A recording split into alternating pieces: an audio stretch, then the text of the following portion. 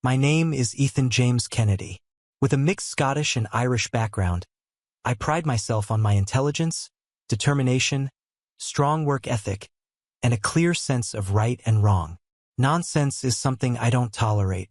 If my ancestors could speak from their graves, they'd tell you about the indomitable Scottish spirit, especially evident in Scotland's ongoing quest for independence.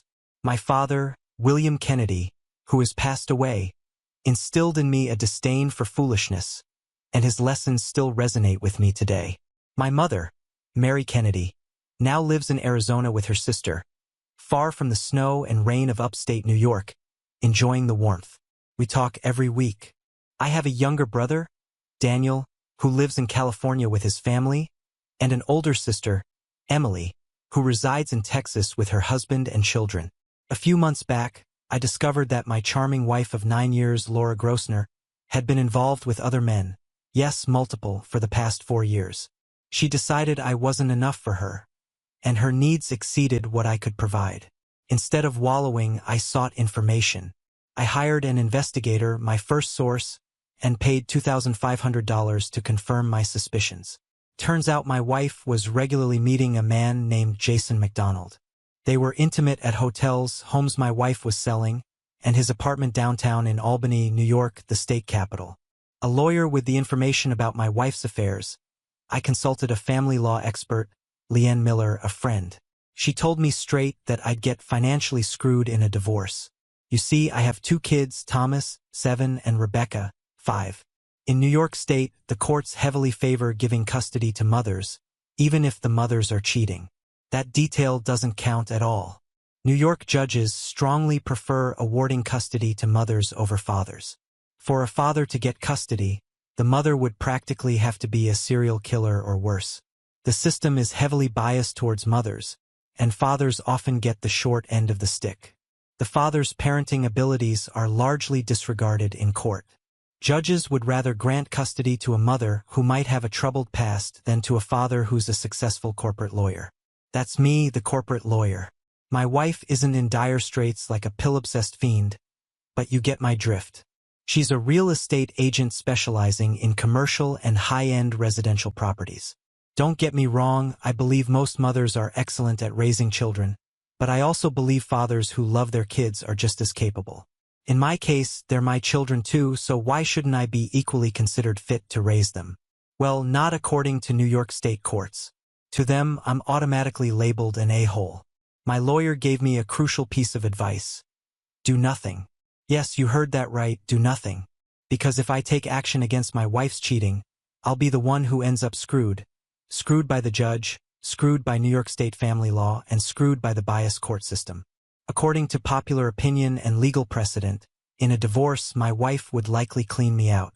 New York law allows her to cheat and still come out on top in the divorce. Now, I consider myself liberal-minded.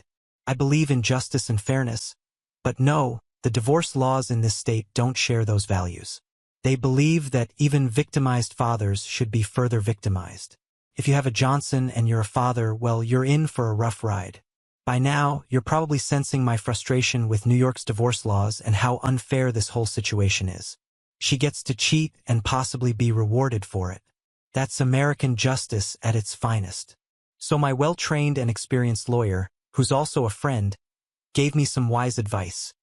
Do nothing, or, better yet, do what my wife is doing but don't get caught. Because even if her infidelity comes to light, if she can prove I've been unfaithful too, the court could screw me over even more. It's unbelievable. So where does this leave me? Screwed, that's where. I left my lawyer's office, returned to my own office, closed the door, and spent the rest of the day brooding. How did this happen? What did I do wrong? Why would she do this to me? My sense of failure hit me hard, plunging me into a deep depression as I faced the reality of my failing marriage. It crashed over me like a tsunami, leaving me feeling overwhelmed and like I was drowning. I know it sounds cliché, but that's exactly how it felt. I kept replaying in my mind the one piece of advice my lawyer had drilled into me. Do nothing. But how could I possibly do that? For how long? And when would I know it's time to end things? The uncertainty was making me physically sick inside. I felt empty as I came to grips with the fact that my marriage was a sham. My wife was using me for her own purposes and betraying both me and our children. Her own satisfaction seemed more important to her than our family. Was I overreacting? Should I calm down and come up with a plan? I knew I needed a plan, but at that moment, I had no idea where to start. Around 6 p.m., I returned home and put on a facade of being a content husband and father. During the ride home, I resolved not to let on that I knew about my wife's betrayal. No, I would act happy, damn happy. And then I decided to do exactly what my wife was doing. If it was okay for her, it was okay for me. Quid pro quo, right? That became my new motto. Screw her. Excuse me if I ramble or sound incoherent at times. All of this has been weighing heavily on my mind, and it feels good to get it off my chest. A week later, I visited a psychologist who started asking about my relationship with my parents and if I had issues with my father. I quickly dismissed his psychoanalysis and decided to handle things my own way by putting my thoughts down in writing. So, a few months later, after much soul-searching and realizing I needed to take action to regain some control and justice in this messed-up situation, I found myself in a friends-with-benefits relationship with a woman from work. She's a lawyer at the same firm where I work, divorced with 2 young kids in elementary school. Amanda Stewart is a year older than me. She's tall, slim, really fit, and stunningly beautiful, and I can't figure out why she wants to sleep with me. I mean, she could have any guy she wants just by snapping her fingers. Don't get me wrong, I'm not some fat, ugly jerk. Quite the opposite. I'm exactly 6 feet tall, weigh 165 pounds, and stay in shape. I run, bike, and hit the gym regularly. I've got a full head of brown hair, all my teeth, wear glasses only for reading, and I'm not bad looking. Plus, my wife was the one who pursued me when we started dating. As I learned from talking with Amanda, she gave up on trying to be happy while married. After lots of soul-searching, she realized her husband wasn't right for her. They tried to make it work, but eventually agreed they shouldn't be together. Later, I found out the father of her kids isn't her ex-husband, which led to their divorce. I can see how that would be a deal-breaker. It would be for me if I found out my kids weren't biologically mine, but that's not my situation. I've had my DNA tested, so now Amanda's needs meet my needs. We both enjoy our time together, and we even chat afterward. She's smart and sophisticated, the kind of woman a man could easily fall for. I feel relaxed with her, not like the pressure I felt with Laura. We don't have much emotional investment in each other. Maybe Laura's relationship with her lover is similar, but I'm getting ahead of myself here. I figured if Laura ever ended things with her lover, I'd do the same, but there were no signs of that happening. My investigator's occasional checks confirmed my wife was seeing her lover at least weekly, so I decided to get tested for STDs regularly just to be safe. Fortunately, the tests were always negative. Maybe Laura's boyfriend uses protection, or he's just clean. Either way, I made a mental note to get tested every 3 months in case any unwanted guests hitched a ride with her. Amanda and I always use protection, safety first. Let me explain a few things. My wife is Laura Grossner Kennedy. At work, she goes by Grossner because she thinks it sounds more sophisticated than Kennedy. But let's be real, the Kennedy name is practically American royalty. Laura believes her maiden name, Grossner, carries centuries of English prestige and could attract high-end clients to the firm she works for.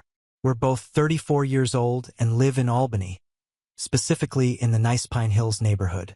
Our house is close to the university and not far from downtown and the state capitol. My commute to work is short, just a few minutes. Laura's office is downtown too, but she often drives because she's frequently out on business. I drive a 3-year-old Subaru Outback, and Laura has a new leased Mercedes. On the surface, our lives seem perfectly normal.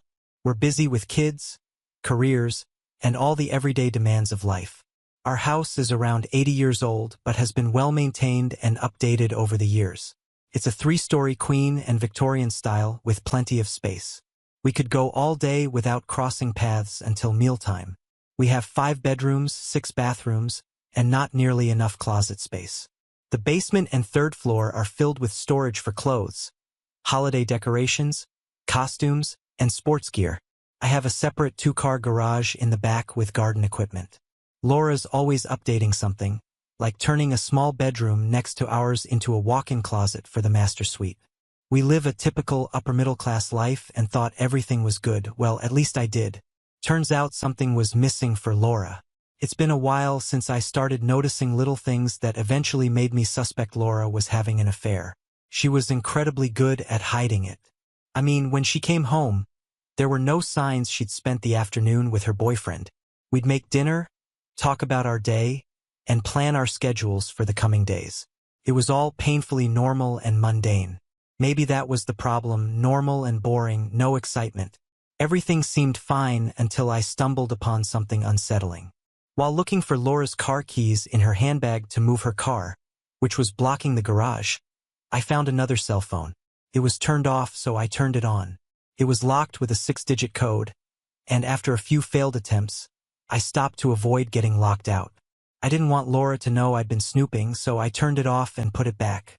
I spent days wondering why she had a second phone. Every conclusion pointed to her hiding something. But what and why were the big questions? I analyzed our life together, our marriage, and our work to find answers. Instead of confronting her, I hired an investigator. What they uncovered confirmed my worst fear. Laura wanted more excitement, but not from me. When someone gets bored, they usually try new hobbies or activities. Laura's solution was to have an affair. How do I handle this? I searched for a logical and emotional approach, but my children complicated things. Confronting Laura calmly might lead to her ending the affair or wanting a divorce. What if she chooses divorce and fights for custody of the kids? Everyone loses in a legal battle except the lawyers making $300 an hour. The kids suffer most, and so do Laura and I. If we split up, it would have to be mutual and without causing more damage. So I followed my lawyer's advice. Do nothing.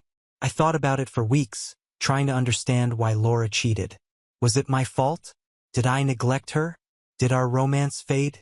Was I too boring? Or maybe I wasn't good enough in bed. These doubts haunted me, but I knew I had to make changes. I started exercising more. I used to work out a few times a week, but now I run every morning at 5 a.m., dropping 8 pounds and inches off my waist in 2 months. I also hit the gym near my office twice a week, gradually building my strength with weights. If I wasn't attractive to Laura anymore, I wanted to improve myself by getting in better shape. I hoped she'd notice me again. I tried taking her on romantic dinners, but her phone always interrupted. I attempted sensual massages with candles and music, but her phone ruined the mood again.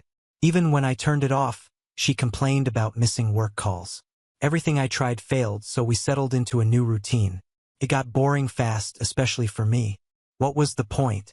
Laura was seeing Jason, and I started a relationship with someone who used to cheat a lot. I lost any moral high ground I thought I had, but it felt like the right thing to do somehow. A few months later, after a lazy afternoon of closeness with Amanda, we had a discussion. Sometimes we both wanted intense, quick action without the romance and buildup of a committed relationship. We knew our relationship was just about sex, but it didn't mean we didn't care about each other. I genuinely cared for Amanda. She's a wonderful woman and a great mother, but we both understood it wasn't going to last. I wanted to keep my life uncomplicated, or so I thought. 6 months later, things continued pretty much the same. I kept the investigators checking on Laura every few months. She was still seeing her lover once or twice a week. Knowing this, I wasn't in a rush to end things with Amanda. In fact, we grew closer over the months. We even introduced our kids to each other. I'll come back to that in a moment. During dinner at home on a Thursday night, Laura mentioned she was going to a real estate convention in Las Vegas for a week. It was supposed to be about industry updates, but really these events were just excuses for parties at fancy resorts. I knew this convention would be no different. I saw it as an opportunity to shake things up and show Laura what she might be risking. Well, who am I kidding? Laura knew exactly what she was doing. She wasn't naive. She understood the risks and rewards of cheating on our marriage. The convention happened during spring break. We had planned to take the kids to Disney World, but that plan was forgotten when Laura's convention suddenly appeared on her schedule. I expressed my frustration with her selfishness and disregard for our family. We agreed to take the kids to Disney World this year. My face clearly showed my annoyance that she chose Las Vegas instead. This convention is really important to me, Ethan. Plus, Becca's too small for some rides her brother can go on. If she can't do everything, it'll just lead to arguments. We can manage with Becca if we explain it to her. She's smart and understands about safety. I don't get why you're putting another convention ahead of our family. She sighed loudly and rolled her eyes. The company wants me there, and everything's already booked. I don't want to talk about it anymore. I'm going to the convention. End of story. The rest of the evening was quiet.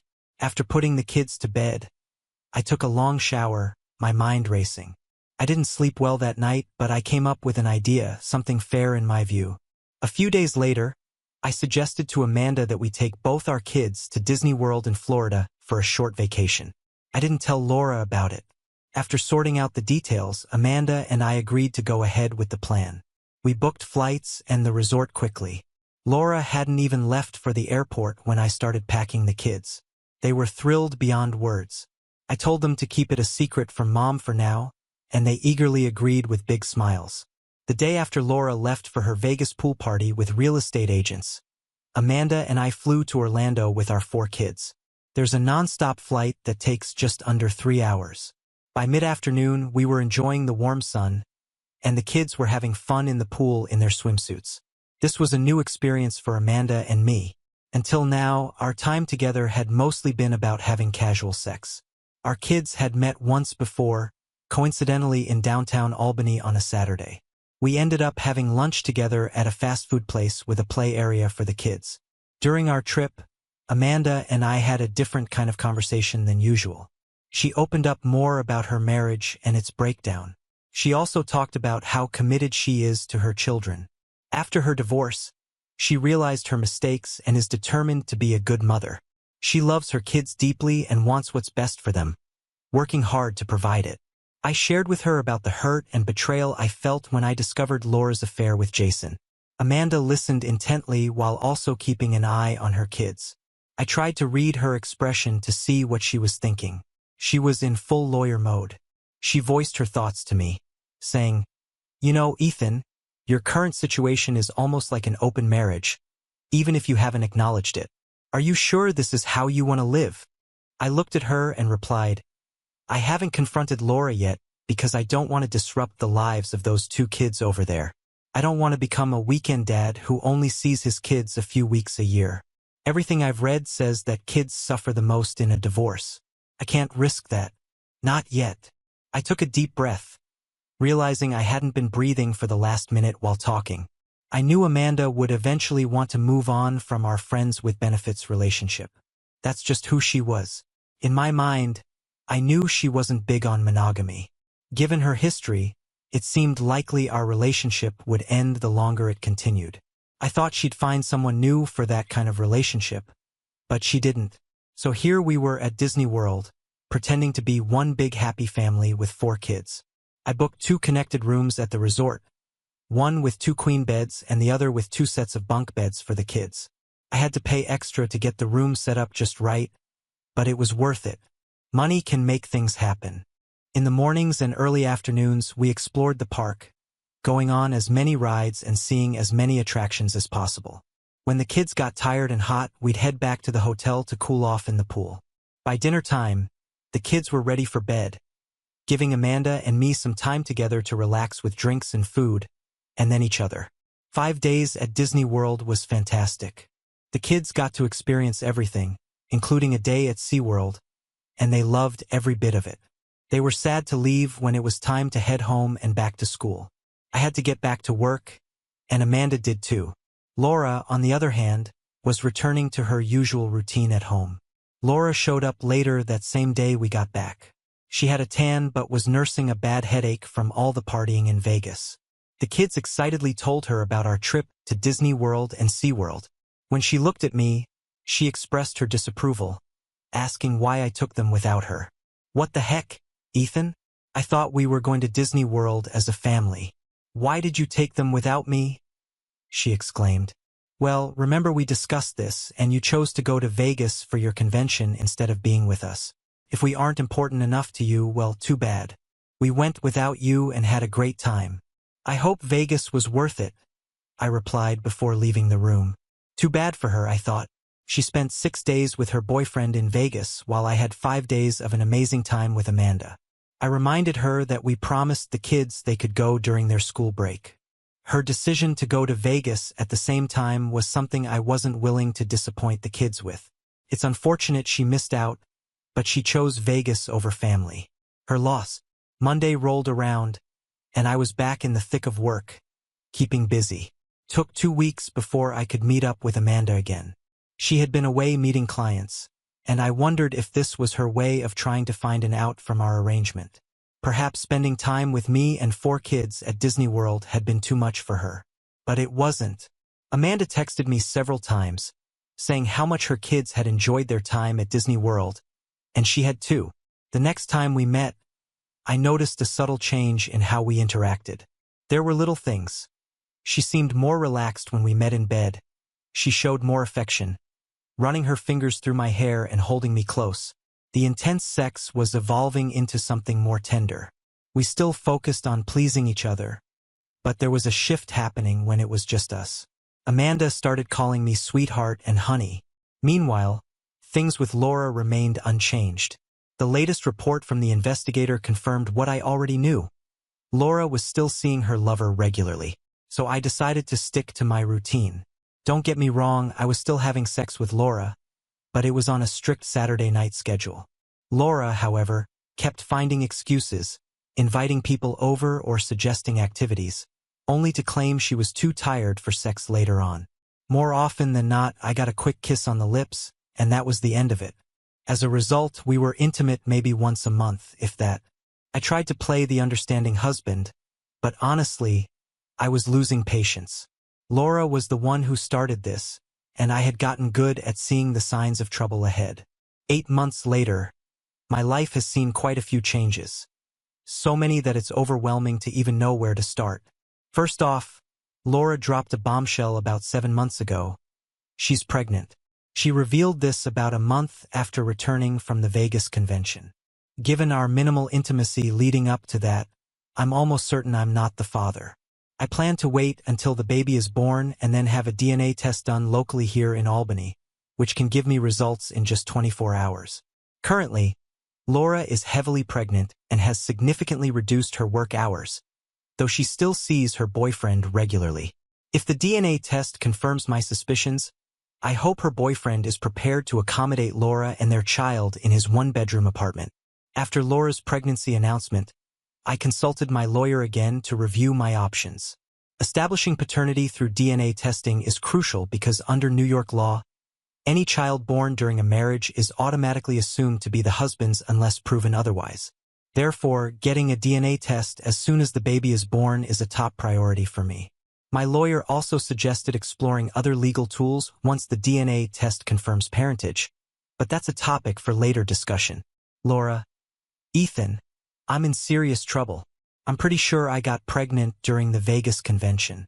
There was this guy I'd seen at previous meetings, and I finally hooked up with him this time. Due to alcohol and my bad judgment, it went on for 3 days. It was a huge mistake compounded by another mistake. I forgot to refill my birth control prescription last month when I got busy. I thought it would take longer than 3 months to get pregnant after stopping the pill, but apparently, I'm one of the rare cases where it happens sooner. When the baby arrives, it will be painfully obvious to Ethan and everyone else that he's not the father. This is a mess. Now what should I do? My husband might abandon me. He'll likely kick me out.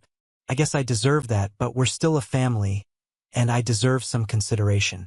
I'll fight for my kids and even threaten him if I have to. I want us to stay together as a family.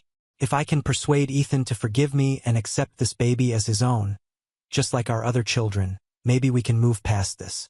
Maybe. Should I confess now or wait? Ethan and I had sex a few days after I returned from the convention. When we finally got intimate, I made sure he did it inside me just in case. Amanda, I learned a big lesson from my brief marriage to Michael. His new wife, Rebecca, benefited from my mistakes. She waited and watched me fall apart, then swooped in and claimed Michael for herself. She was patient and strategic, and in the end, she won.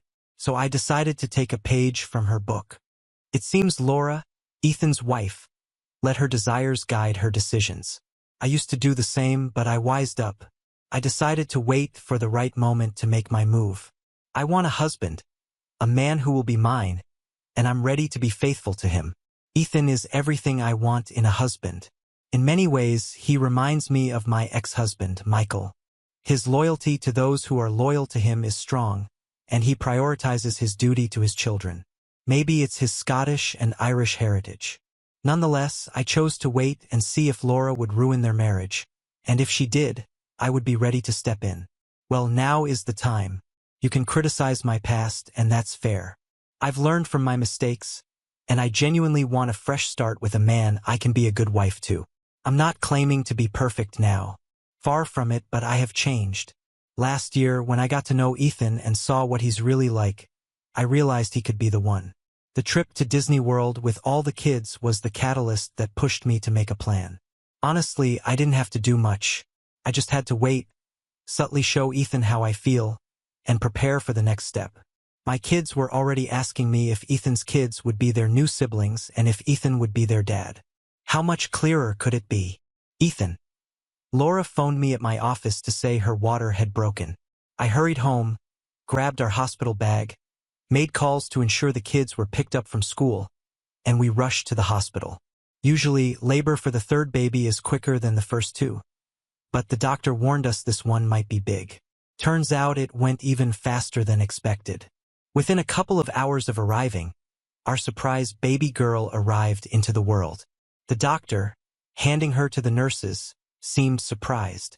She watched my reaction closely as they passed the baby to Laura. My thoughts about paternity were confirmed instantly. When Laura looked at our daughter, then at me, she saw my blank expression. My face said it all. I was stunned. There was an audible gasp from Laura as she realized her actions were exposed. I quietly left the room, ignoring her calls, and went to the nurse's station to fill out the birth certificate forms. I carefully filled out the forms, noting Laura's details. When it came to the father, I wrote unknown and left it at that. The nurse glanced at me when she saw it, and I nodded before leaving the hospital. I didn't return. 2 days later, Laura and the baby came home with her friend, Kelly. Kelly was eager for details but remained silent, acknowledging me with a nod that seemed to say, "Your problem now. Good luck." I left Laura on her own for most of the afternoon. By the time the kids were due home from school, she found me in my home office and asked, "What should we tell the kids about the baby?" I said, "You can tell them whatever you think is best." Laura didn't know it, but earlier I had visited her real estate office and spoke with a coworker who attended the Vegas convention with her. After some direct conversation, almost accusing her of infidelity in Vegas, she reluctantly disclosed the name of the man Laura spent most of her time with. Armed with this information, I warned her not to tell Laura that she had revealed this to me. Otherwise, I'd be inclined to share everything they did in Vegas with her husband. It wasn't exactly a moral high ground, but it was all I had at the moment, and it seemed to work. Now back to the initial problem. How to explain to the kids why their new sister had darker skin. I started planning what to do next for my children and me. Part of me wanted to publicly expose Laura as an unfaithful woman, but I realized I didn't need to. Her actions would speak for themselves. Once our family saw the baby, it would be obvious that I wasn't the father. Then what? I called Mr. Glenn Duncan, a real estate agent in Houston. Duncan was well known in the area, formerly an NFL player who didn't see much action on the field, but carried himself as a star. His knees gave out, ending his football career prematurely.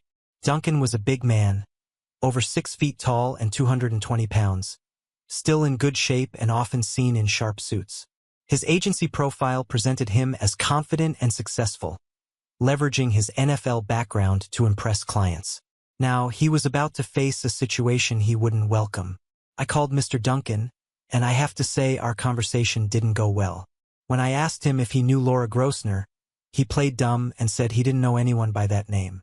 He also couldn't remember if he attended last year's Vegas convention and abruptly ended the call, claiming he was busy.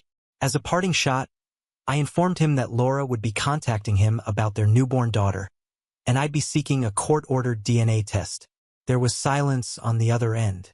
I also tried to get Mr. Duncan's home address and phone number for the court order, but then the line suddenly went dead. It's clear Mr. Duncan has a Mrs. Duncan and 3 kids at home, and who knows how many more scattered across the country. So, to sum it up, I have a cheating wife who got pregnant by her convention fling, resulting in a biracial child. My kids are a bit puzzled by their new sister having much darker skin than them, but they're innocent enough not to make a big deal about it. I'll have to explain things to them soon. Right now, I have to sort things out with Laura, and our future together is uncertain. Laura, I've really gotten myself into a mess. I need to talk to Ethan and see if we can work this out. He's usually reasonable, and I believe he can be a father to this baby too.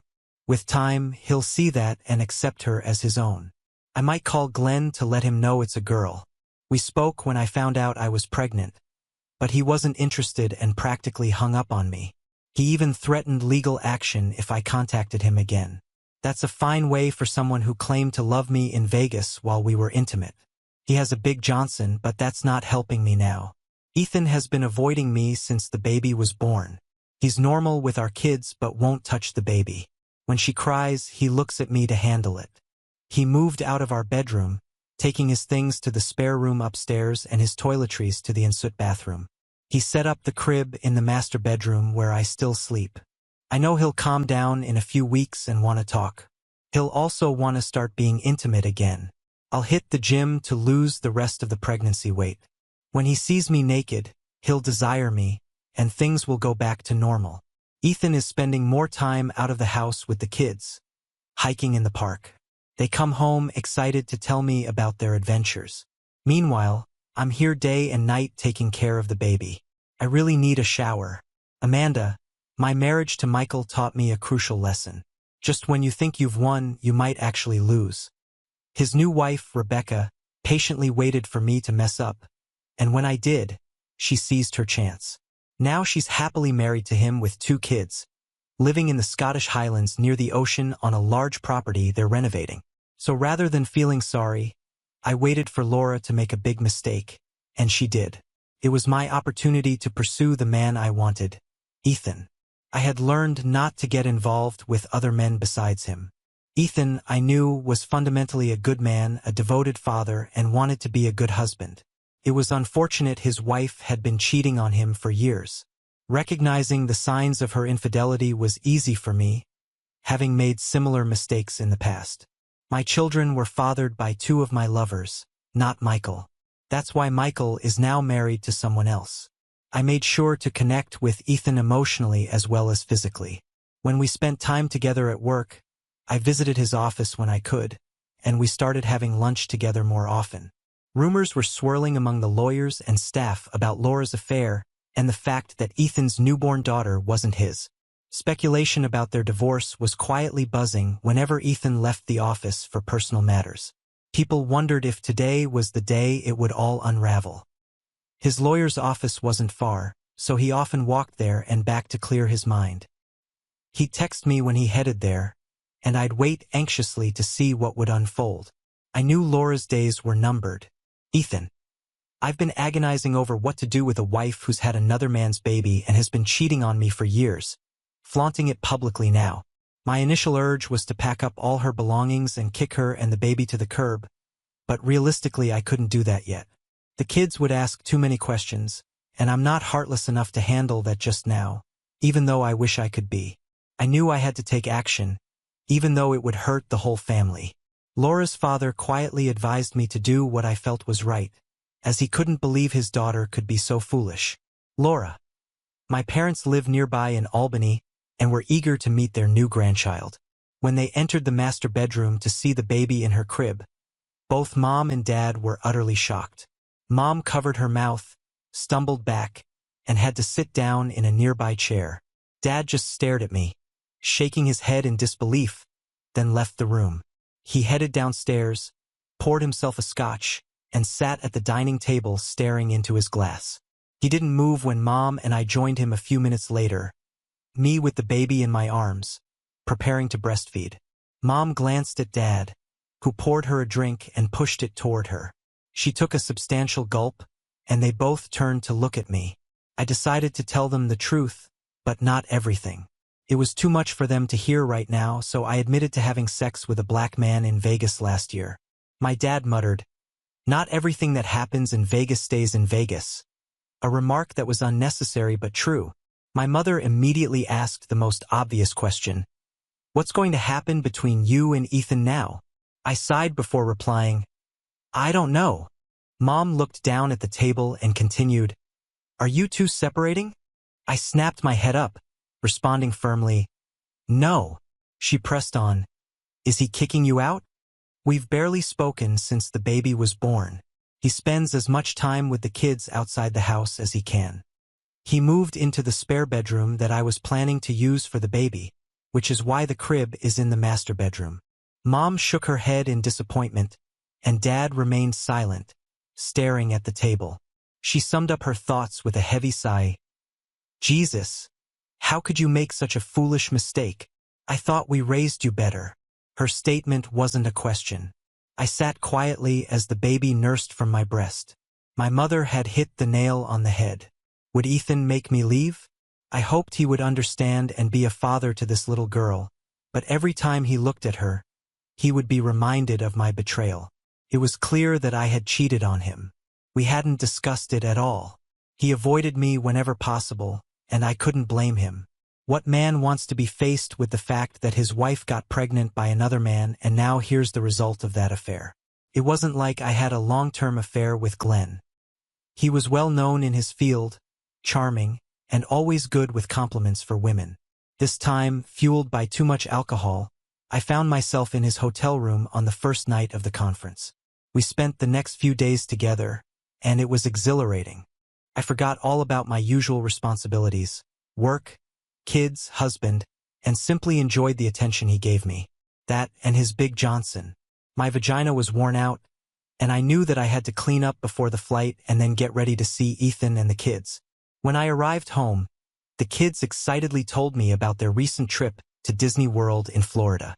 I mentioned to Ethan that I had wanted to go there as a family. He glanced at me and said, "You need to be present for that," then walked away. I was lost on what to do. I had a massive hangover, and no amount of showering could erase the realization that I might have made a huge mistake in Vegas. I got myself deeply involved with Glenn. Alcohol and my lustful side took over, while the part of my brain that should have remembered my children and husband was drowned in martinis. I ended up spending at least 4 days with Glenn. He's quite full of himself, with an ego bigger than his well-endowed package, which I must say was inside me for most of that time. Upon returning home, I felt the urgent need to reconnect with Ethan intimately. I hoped it would mend the growing divide between us, one that had been widening for some time. Perhaps he suspected about Jason too. Our lack of intimacy lately was affecting our family life, and I thought spending more time together as a family should be our priority. A few weeks later, I missed my period. My nipples were unusually sensitive, and I experienced morning sickness. I knew I was pregnant and had to make a decision. I considered termination, but I didn't go through with it. Quietly, I prayed, hoping against hope that this baby was Ethan's. But it wasn't. Ethan. To address the straightforward question of, what do I do now? I felt consulting my lawyer could give me clarity on the challenges ahead. In my mind, divorce seemed inevitable. It's hard to imagine raising a child that everyone knows isn't biologically mine. A biracial child born to two clearly white parents raises questions. Initially, I suspected Jason could be the father, but that wasn't the case. Laura had been unfaithful to him too, which I found somewhat ironic. Now, you might think my stance is racist in the 21st century, but it's not about race. It's about Laura having another man's child. The child is innocent. They didn't choose their parents. Whether the father is black or white is beside the point. What matters is Laura's infidelity. My lawyer asked if I had done a DNA test, which I had, and I provided the results. I also shared evidence gathered by my investigator about the child's father, including photos. We discussed New York State family law and its implications, especially with Laura's clear infidelity during our marriage. I made it clear to my lawyer Leanne, that my top priority was my 2 children. I wanted full custody and was ready to fight aggressively for it. I intended to argue that Laura was unfit based on the evidence collected and that custody should be with me. Financially, I was stable enough to handle this battle and even hire a part-time nanny for after-school care. There were legal precedents supporting my case, including keeping ownership of our house and offering Laura half its value. Staying in the same house would provide stability for the kids and allow them to continue in their current school. With the youngest now in school, arranging after-school care was my main concern, which I had covered. I didn't discuss child support with Laura yet. My immediate goal was for her to leave with her baby. To start the process, Leanne suggested drafting a formal separation agreement. For those unfamiliar with this type of agreement, an SA is a legal document that precedes a divorce. Essentially, it gives couples time apart to decide if they want to save their marriage. However, most SAs end up being the basis for divorce since few couples reconcile. It's like divorce in stages, really. I wasn't sure if an SA was what I wanted. It seemed like delaying the inevitable. Why prolong things? Leanne thought using the SA would be a way to see if the child's father would acknowledge paternity and provide financial support. It would also help move Laura out of the house, giving the kids and me a chance to see how we fare on our own. I was willing to let Laura have generous visitation with the kids. Her challenge would be caring for her baby and the kids alone every other weekend. In the last couple of years, Laura had left most of the parenting to me. Her job and activities with Jason meant she often came home tired, hungry, and focused on work. Sometimes she'd leave in the evenings for client meetings or to show houses. Some weeks we hardly spent any time together as a family. So I became busy with the kids. They relied less on their mother, and we carried on with life. Since the baby was born, Laura and I barely talked. I didn't help with the baby's care at all. That was all on Laura. Then, about a month after the baby's birth on a Friday night, I took action. I pulled out a large envelope and said to her in a serious tone, "Laura, we need to talk." Her expression said it all. She paled a bit, realizing this was serious and wouldn't end well for her. She had hoped that delaying our talk about the baby and her infidelity would make me overlook the fact that she had another man's child. I poured her a glass of wine and slid it across the dining room table. I had a glass of ice water for myself. The manila envelope was in front of me, and she stared at it as she took a sip. She nodded toward the envelope and asked slowly, "What's in there, Ethan?" I got straight to the point. "This is a separation agreement my lawyer prepared. I think it's time for us to think about our future. Our marriage isn't in good shape. Clearly, I'm not the husband you want, and right now you're not the wife I want. It's best for both of us to separate and reassess." Laura's eyes widened, and her hands started shaking. She took a big gulp of wine. I continued, "The agreement says I stay here with our kids, and you and your baby move out. You have a month to find a new place. Take whatever furniture you need. You can see the kids as much as you want, but they'll live with me. I've arranged for a part-time nanny for after-school care. And when I'm not around, work agreed to let me work from home more." Laura looked stunned. I had blindsided her with this essay, and she needed time to think. "Ethan, why do you want us to move out?" she asked. My expression said it all. "Time to be honest, Laura. Let's be real. You cheated and got pregnant. I'm not okay with that. You've been unfaithful for years, and it ends now. So you've got 30 days to pack up, find a place, take your baby, and leave." I was getting worked up, wanting to vent my frustrations, but I knew it wouldn't help. I had to put my kids first. Staying calm was hard. I pushed the envelope towards her. "Here's the separation agreement. I've tried to be fair. Get a lawyer to review it if you want. But know this. I won't consider your baby mine." I got up from the table and left the room. The house fell silent. Over the next month, I tried to keep things normal at home, despite knowing my wife and her baby would soon move out. She found a 2-bedroom apartment near her office during her maternity leave, giving her time to settle in before returning to work. The separation agreement had specific dates, and I occasionally reminded her of the deadline to leave. We went through the house, and she chose items to take for her new place. I took down all the photos, especially ones with her in them, and made notes of changes I wanted to make when she moved out. During this time, I kept my relationship with Amanda separate from Laura. I wasn't even sure if Laura knew about Amanda. Amanda and I saw each other a couple of times a week, and on weekends we often did activities with our kids, like hiking and visiting local parks, which the kids loved since they were now a year older. Amanda was curious about Laura's plans. She asked me what I intended to do after the 6-month essay period.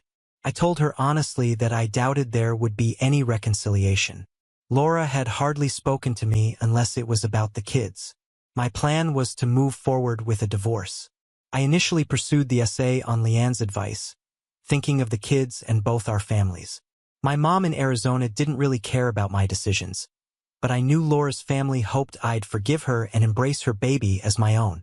For me, respect was crucial. Without it, there was no marriage or relationship.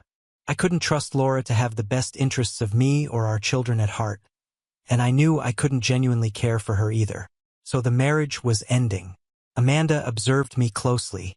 She knew I was hurting and vulnerable, but I knew I had to take things slowly, prioritize my children, and ensure they had a stable home and life. And that's exactly what I did. 6 months later, Laura, I've been living in this apartment for a while now. Ethan agreed to let me take enough furniture to make it feel like home. I got stuff from the master bedroom, a lot of kitchen stuff, dishes, and the kitchen table with chairs. When the movers packed up everything, I looked around the house and realized I'd miss it. I'll come back to drop off the kids, but this will never be my home again. It hurts to know my mistakes cost me my family, my home, and the life I thought I'd always have. If only I kept away from attractive men. I thought I could have sex with them discreetly, but getting pregnant changed everything. Now I'm in a 2-bedroom apartment, almost a single mom with no time for a social life. It's been months since I had sex. I start work next week, so I'll need daycare for the baby. My family hardly calls anymore. People at work gave me strange looks when I visited recently. Losing pregnancy weight has been slower than I hoped, and money is tight. I had to give up the leased Mercedes and settle for a VW. Ethan still drives his Subaru. Some things never change. He's that stable presence I always knew. I expect divorce papers to arrive soon.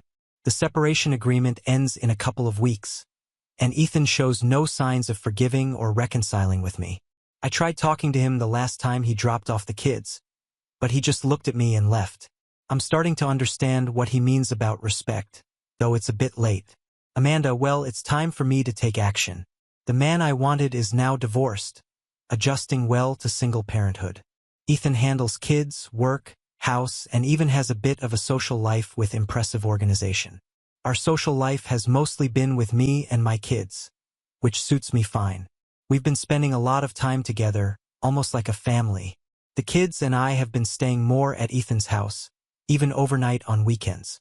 I realized I wasted time with Michael and won't repeat that with Ethan. Michael was a good man who could have been a great father to my kids if only he had been their father.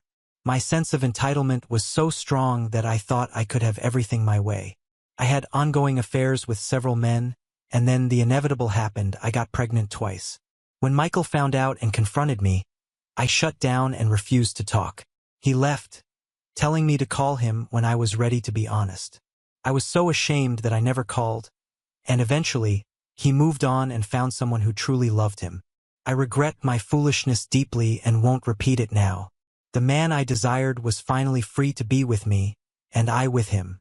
However, there was a new complication. Ethan. So I'm officially divorced now. I'm a single dad raising 2 kids who are growing fast. My work as a business and tax lawyer might be dull, but it pays well. I work from home part-time, which allows me to handle all the important daily routines with my children. I'm home by 4:30 every day to cook dinner, help with homework, and manage their various activities. Laura has been seeing less and less of the kids lately. She's back to work and struggling with being a mother to her newborn, leaving little time for her older children. I've reminded her that the kids miss her and need her time, but with her real estate job and weekend open houses, she's spending less time with them. There's not much I can do about it, so I've been scheduling plenty of outdoor activities for us. Amanda and her kids are with us often, and if you didn't know better, you'd think we were one big happy family. And then things took a turn. Amanda, all the signs and symptoms were there this morning. My usual cup of morning coffee didn't want to stay down. But damn, I ended up with my head in the toilet as breakfast made a sudden return. After washing up, I got the kids ready for school. On my way to the office, I stopped by the pharmacy next door and bought a pregnancy test kit, you know the one. Part of my mind was cursing up a storm because I knew what it could mean. My breasts felt swollen, and I realized my period was late. I usually don't have heavy periods, and honestly, I had forgotten about it. Nervously, I took the test kit into my briefcase and went to work. All day, my mind was racing, thinking about getting home and using the test. When I finally got home and had the kids in bed, I went to the bathroom and closed the door, even though it's attached to the master bedroom. After taking a deep breath, I took the test out of the package and prepared to use it. I held it under the stream, then set it aside to do its magic. I cleaned up and went downstairs to the kitchen, feeling jittery. If the test showed what I feared, it would be a critical moment in my relationship with Ethan, a make-or-break situation. Returning to the bathroom, my hands shaking a bit, I picked up the small white plastic piece. Oh boy, Laura, damn it. Seriously, I've thought about trying to talk to Ethan and persuade him to come back to my bed. But he won't even talk to me. What can I do? Jason, my regular lover, moved on months ago. I heard he's dating a senior at the university, and it sounds serious. She should watch out. Between taking care of the baby and my job, I have no time for a social life. I'm reluctant to hit the club scene with my work friends because you never know if you're picking up a nice guy or a serial killer. I mean, really, what options do I have? So I thought maybe my husband would be a safe bet. I still love him. He's the father of 2 of my kids, and I believe deep down he still cares about me. I felt like I had nothing to lose by trying to talk to Ethan. I needed to plan it carefully, somewhere neutral, without the baby. I decided to invite him to a restaurant downtown called the Beer Barn. Despite the name, it's a classy yet casual place with a menu Ethan likes and an extensive beer list. I know he enjoys it there, so that's where I asked him to meet me. I called him and asked to meet up. Surprisingly, he agreed. Since Emma was born, we barely exchanged more than a few words. I knew I had to tread carefully during this crucial meeting. It was our last chance to salvage our broken marriage. The paperwork was done, but in my heart, I believed there was still hope. As long as we shared our children, we had a chance. And I still needed him. Ethan. I debated whether to go meet Laura or not. Eventually, I decided to move past my disappointment and hear her out. My main concern was the kids, and maybe this meeting was about something important she needed to discuss. While she could have used her lawyer or called me, I thought we should be adults and talk face to face. So I agreed to meet her at the Beer Barn, but I decided to bring some backup along. Laura. When I arrived at the Beer Barn, I saw Ethan already there with another woman, a blonde, attractive woman. They were sitting across from each other, holding hands like, damn. As I approached the table, they stood up, and she moved closer to Ethan's side. The introductions were awkward, to say the least.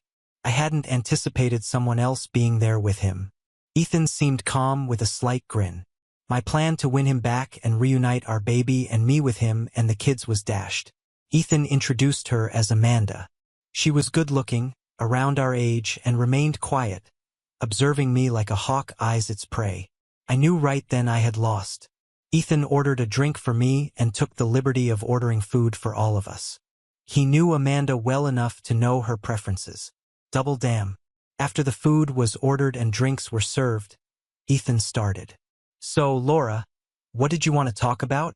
I stumbled over my words, trying to come up with something plausible. I talked about the kids and my plans for them in the coming months. Ethan mentioned his Christmas plans, including a ski trip to Vermont with the kids. I nodded along and agreed to everything he mentioned. I hadn't noticed before, but when Amanda removed her bulky sweater, it became obvious she was pregnant. My eyes widened as I looked at her belly. It wasn't huge, but her baby bump was definitely there. I knew exactly what that meant. Ethan, Laura, I need to tell you something. I'm selling the house.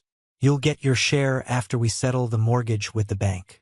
Amanda and I are moving in together, and we found a house that suits us better. I let that sink in. Then with a big smile, I continued, Amanda is pregnant. We're expecting a baby in 5 months. With that, the final nail in the coffin of my marriage was hammered in. Any lingering hope of reconciliation vanished right before my eyes. It probably started when I first started sleeping with Jason and escalated quickly when I was with Glenn for those 4 days in Vegas. I wished the ground would swallow me up right then, but it didn't happen. I just nodded at them and quietly said, I have to go. I left the restaurant and took a cab back to my apartment. I was so lost in my thoughts that I forgot my car was parked nearby. Damn. 1 year later, Amanda, all right, I guess I get the last word. We've settled into our new home, big enough for all the kids. It's in a great neighborhood, not far from Ethan's old place. It's even bigger than the last one, and we had a pool installed before moving in. Between Ethan, our newborn, and 4 kids, managing the house and work leaves me exhausted by bedtime, but I always make sure to be close to my husband. Yes, we're married now. Ethan insisted our children have married parents, so we tied the knot shortly before the baby was born. We sleep naked, and that means we make love almost every night. At this rate, I might be pregnant again soon. We still have a nanny to help with the baby during work hours and after school for the kids. Let me be clear, I've learned from my first marriage. I was foolish and took Michael for granted. I didn't give him the respect he deserved. I won't repeat that mistake. I'm fully committed to my husband and our family. I can't believe how happy I am now. I'm probably happier than I have any right to be. Ethan is an amazing father to all our kids. I love that man deeply, and I know he loves me.